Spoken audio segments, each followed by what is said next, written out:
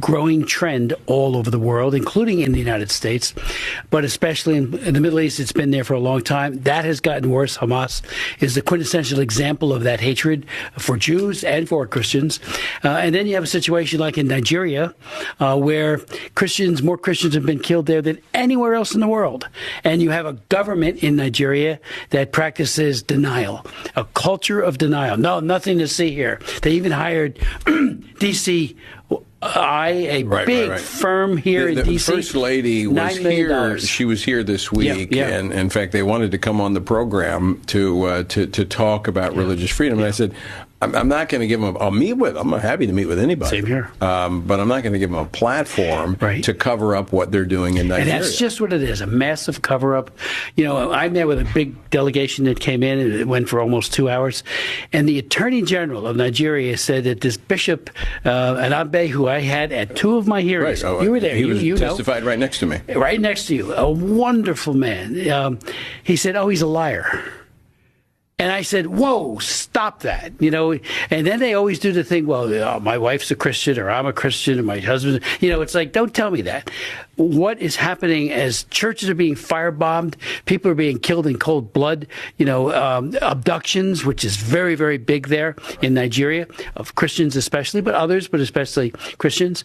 And there's this assault on faith that has gotten worse.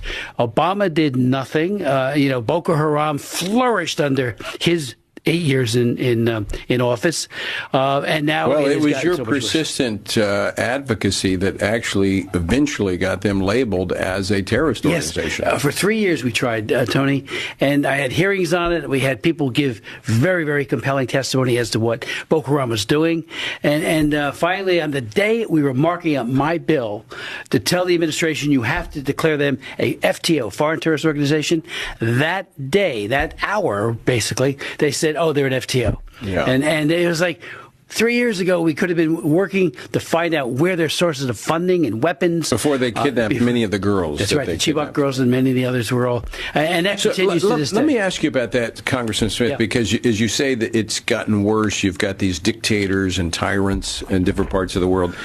My experience when I was chairing the USERF Commission, going to different countries, is that many of these bad actors have seen what's happened in America over the last 2 decades, where we have gone from one administration that actually, like we have right now, that protects religious freedom, to one that doesn't care about religious freedom and promotes abortion and LGBTQ. And so they just want to wait out.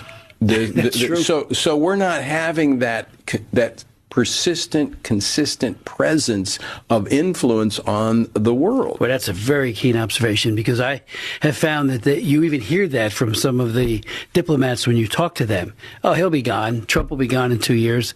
And then potentially could come in a very, very liberal Democrat like the governor of California, who couldn't care less about religious freedom. You know, I remember I had hearings. Well, it's the Democratic Party doesn't care about it. There are many. There are it's very clear. Most of them don't. You're right. But when you come to their priorities and their platform, it's not there. You don't see it there. Right.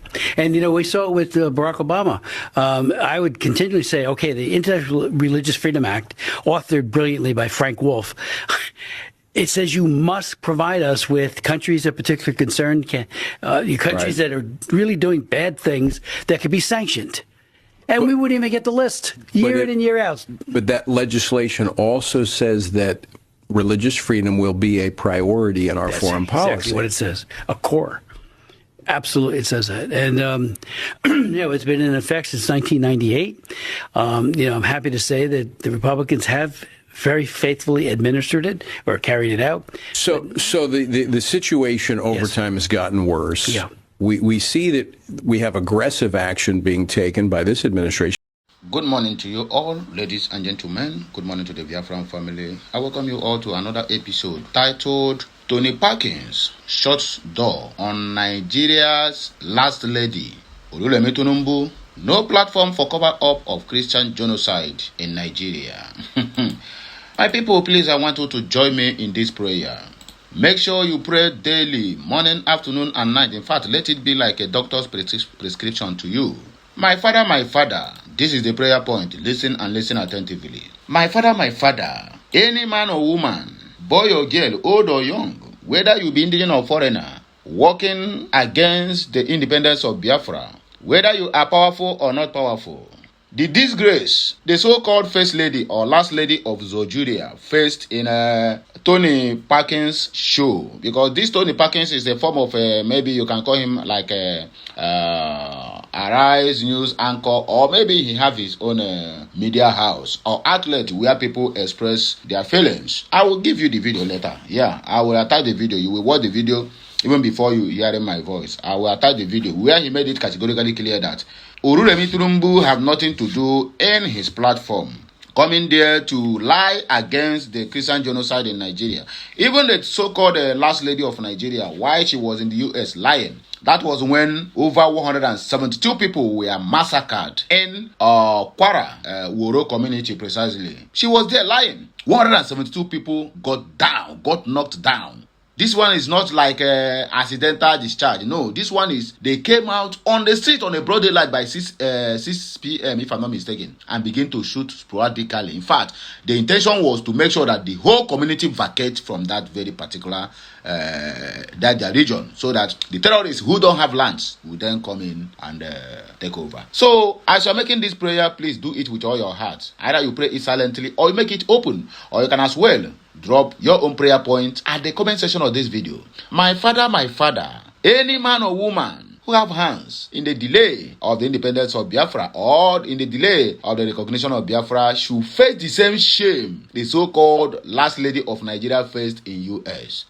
Despite the fact that Donald Trump acknowledged her, but Donald Trump had made a U-turn in one of his posts, I think yesterday, where he made it categorically clear that he is not aware that this woman is evil before acknowledging her. That if he knew, he would have given her a piece of his mind. I told Donald Trump he don't hide his feelings. He was the one that made us to understand that Buhari have died, that I cannot be dealing with a dead president. And people call it a bluff. Nnamdi Kanu also said it, that this man have died long time ago. They call it a bluff.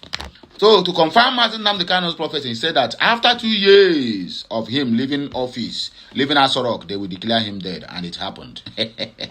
For you to know that Nnamdi Kanu is not an ordinary human being. So this prayer point, please pray it. Let it be like a doctor's prescription, morning, afternoon, and night. This disgrace, you know what it means? For this woman that always carry her ego up, like say nothing they happen. In fact, like say that she own all the whole shoulder part where they inside market. She don't went to US without no security. You know, for this that their zoo, you have to walk up and down with security. She went there with nothing, and she was humiliated, disgraced, and rejected. So shall it be upon every head that have been working against the independence of Biafra, that have been working against the coming of Donald J. Trump to help the people of Biafra and also the other Christian communities that are being subjugated to massacre by the same people who vow to protect lives and property. Okay, let us read articles. Let us hear what our brother Tony Hopkins, or what would I call it, Tony Perkins, said about the matter. In fact, let me play the clip here, because there's a clip here, and I would like you to just pay your utmost attention as you listen to this very important message. And as you're watching, you know what to do. Please like, share, comment, and keep subscribing for more interesting videos. Share this message, let it go viral, and make sure you maintain that prayer point day in, day out. Some people will bring this argument, we have prayed too much. My brother, as long as Nigeria is concerned or Africa is concerned, we so much believe in prayers, right? Okay, so let us continue praying. I don't want to hear anybody who will say, we only make nice and that. No, we continue praying. After all, Pope come out the other day, yesterday, and begin to say, condemn the killings, but they are the part of the problem. The Christian communities are the part of problem in the whole world. They are too weak. The ones who tell you that, whom you yourself are calling infidels, whom you yourself are calling people who don't know God, are the ones who massacre you in numbers. And the only thing you can do is to wake up, to let us rise up and pray. My brother, you must continue this prayer. Please let us listen to this clip. Follow us on all of our social media handles. Here the First Lady was here. She was here this week, and in fact, they wanted to come on the program to talk about religious freedom. And I said, I'm not going to give them. I'm happy to meet with anybody. Same here. But I'm not going to give them a platform to cover up what they're doing in Nigeria. And that's just what Tony Perkins shuts door on Nigeria's First Lady. No platform for cover-up of Christian genocide. In a candid exchange on his radio program Washington Watch, conservative commentator and Family Research Council President Tony Perkins revealed he turned down an interview request from Nigeria's First Lady, Senator Oluremi Tǔñubū, during her recent visit to the U.S. Capitol. Perkins cited the Nigerian government's alleged culture of denial regarding escalating violence against Christians as the reason for his refusal, framing it as a refusal to provide a platform for what he described as a massive cover-up. The disclosure came during a February 4th episode of Washington Watch, where Perkins hosted U.S. Representative Chris Smith, RNJ, a longtime advocate for global religious freedom. The discussion centered on a recent House Foreign Affairs Committee hearing titled Defending Religious Freedom Worldwide, which spotlighted hotspots of persecution, including Nigeria. Smith, who chairs the Congressional Task Force to Stop Anti-Semitism and has led multiple hearings on international religious liberty, painted a grim picture of the situation in West Africa. Nigeria has long been a focal point for concerns over religious violence, particularly against its Christian minority in the northern and central regions. According to advocacy groups like Open Doors and the U.S. Commission on International Religious Freedom, USCIRF, the country ranks among the top 10 nations where Christians face extreme persecution. Reports document thousands of deaths annually from attacks by Islamist militants such as Boko Haram and Fulani herdsmen, including church burnings, kidnappings, and massacres in villages. Smith, drawing from his decades of oversight, accused the Nigerian government under President Bola Tinubu of systematically downplaying these atrocities. "You have a government in Nigeria that practices denial, a culture of denial," Smith stated on the program. He highlighted the hiring of a major Washington, D.C. lobbying firm by Nigerian officials to counter narratives of genocide, as well as dismissive rhetoric from high-level figures. In one pointed anecdote, Smith recounted a confrontation with Nigeria's Attorney General, who labeled a prominent bishop a witness at Smith's prior hearings as a liar during a recent delegation meeting that stretched nearly 2 hours. What it is, a massive cover-up. You know, I met with a big delegation that came in, and it went for almost 2 hours. And the Attorney General of Nigeria said that this Bishop Anabe, who I had at 2 of my hearings, right. you were there, He testified right next to me. Right next to you, a wonderful man. He said, "Oh, he's a liar." And I said, "Whoa, stop that," you know. And then they always do the thing, well, my wife's a Christian, or I'm a Christian, and my husband, you know, it's like, don't tell me that. What is happening as churches are being firebombed, people are being killed in cold blood, you know, abductions, which is very, very big there in Nigeria, of Christians especially, but others, but especially Christians. And there's this assault on faith that has gotten worse. Obama did nothing. You know, Boko Haram flourished under his 8 years in office, and now Perkins echoed these sentiments, emphasizing the human toll. Churches are being firebombed. People are being killed in cold blood abductions, which is very big there in Nigeria, of Christians especially. He contrasted this with superficial gestures from Nigerian leaders, such as claims of personal faith affiliations. Nigeria's First Lady is herself a Christian to deflect criticism. The episode's most revealing moment came when Perkins addressed Tinubu's outreach directly. During her Washington visit earlier that week, aimed at bolstering bilateral ties and addressing economic concerns, her team approached Washington Watch for airtime to discuss religious freedom. Perkins was unequivocal in his response. The First Lady was here. She was here this week, and in fact, they wanted to come on the program to talk about religious freedom, Perkins said. And I said, I'm not going to give them. I'm happy to meet with anybody here, but I'm not going to give them a platform to cover up what they're doing in Nigeria. That's just what it is. A massive cover-up. Here in The DC, First Lady was $9 million. here. She was here this week, Yeah. and in fact, they wanted to come on the program to talk about religious freedom. And I said, I'm not going to give them. I'm happy to meet with anybody. Same here. But I'm not going to give them a platform to cover up what they're doing in Nigeria. And that's just what This decision underscores a growing frustration among U.S. religious conservatives and lawmakers with Nigeria's handling of the crisis. Perkins, a prominent voice in evangelical circles, has previously called for sanctions against Nigerian officials complicit in the violence. Smith, for his part, urged Congress to designate Nigeria as a country of particular concern under USCRF guidelines. a step that could trigger travel bans and aid restrictions. The Nigerian government has vehemently denied allegations of state-sponsored genocide, with Foreign Minister Yusuf Tuggar dismissing them as misleading and politically motivated. Officials point to Tǐñubū's own Christian faith and interfaith initiatives as evidence of commitment to tolerance, while attributing much of the violence to criminal banditry rather than religious extremism. However, critics like Smith argue that such responses evade accountability, allowing impunity to fester.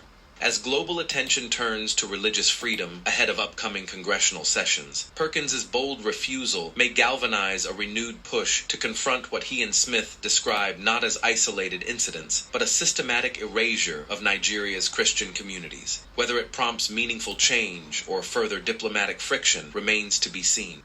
So that is the message. You will hear the full message, the conversation between Smith and Tony Perkins before you get to this point. So please, always make sure you watch, share, like, and comment, and make sure you keep subscribing because more of these videos will be coming your way. Have a nice day, and may the good Lord continue to bless us all. You hear my voice again when I come your way.